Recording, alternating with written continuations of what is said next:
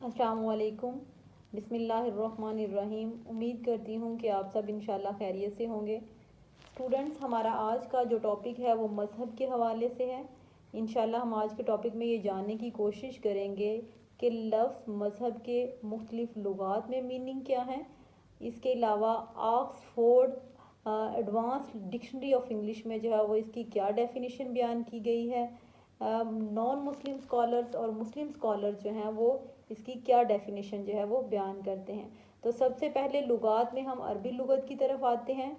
عربی لغت میں لفظ مذہب کے جو میننگ ہیں وہ عقیدہ اور طریقہ کے ہیں، جبکہ اردو لغت میں مذہب کے میننگ ہیں راہ، راستہ، طریقہ، دین، دھرم، ایمان، آئین، عقیدہ اور مت وغیرہ۔ جیسا کہ ہم لفظ بولتے ہیں ہندو مت، بدھ مت اور جین مت، تو ان الفاظ میں مت سے مراد مذہب ہی ہے، جبکہ انگریزی زبان میں مذہب کے لیے ریلیجن کا لفظ استعمال ہوا، جو کہ اصل میں فرانسیسی زبان سے ماخوذ ہے۔ اور فرانسیسی زبان میں اگر ہم دیکھیں تو وہاں پہ لفظ مذہب کے جو میننگ ہیں وہ پوجا پاٹ اور پرستش کے ہیں۔ گویا اصطلاح میں مذہب سے مراد وہ اصول، وہ طریقہ، وہ راستہ، وہ دین، وہ آئین، وہ عقیدہ ہے جس پر چل کر یا جس کو فالو کر کے انسان اپنی زندگی گزارتا ہے۔ ان اصولوں کو ہم مذہب یا ریلیجن کہتے ہیں۔ Oxford advanced dictionary of English میں ہم اگر لفظ مذہب کی ڈیفینیشن دیکھیں تو وہاں پہ مذہب کی ڈیفینیشن اس طرح سے بیان کی گئی ہے: the belief in the existence of a god اور gods and the activities that are connected with the worship of them. Quran Majeed میں ہم دیکھیں تو قرآن مجید میں مذہب کے لیے دین کا لفظ استعمال ہوا ہے۔ عربی زبان میں لفظ دین کے جو میننگ ہیں وہ ہیں حکمرانی، اطاعت اور فرما روائی کے۔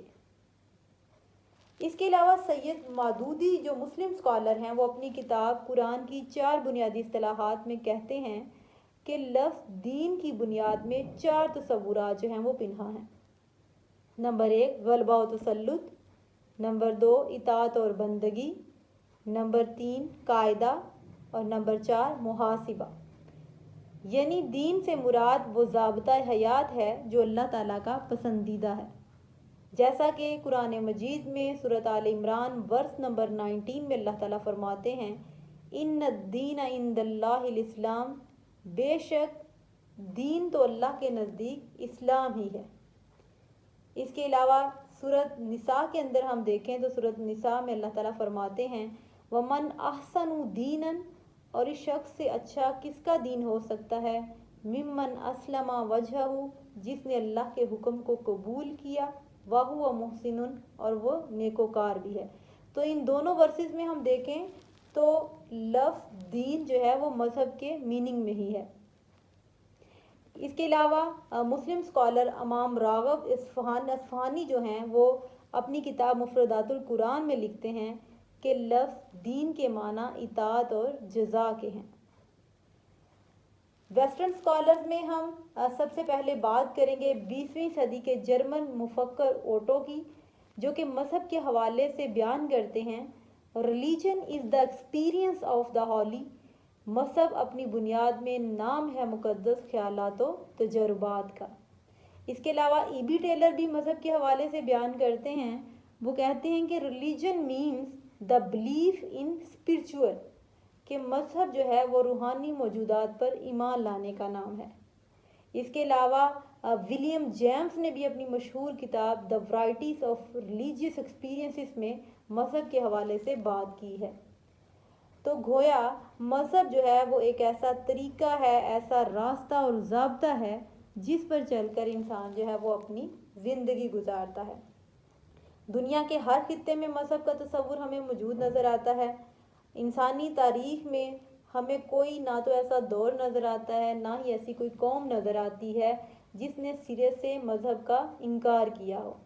انسان شروع دن سے ہی یعنی اپنی ابتدا سے ہی کسی نہ کسی صورت میں جو ہے وہ مذہب کے ساتھ جڑا ہوا ہے، کیونکہ مذہب انسان کی نہ صرف روحانی بلکہ جسمانی ضروریات کو بھی پورا کرتا ہے، اور یوں کہیں تو غلط نہیں ہوگا کہ مذہب جو ہے وہ صحیح معنوں میں انسان کا سچا رہنما و راہبر ہے۔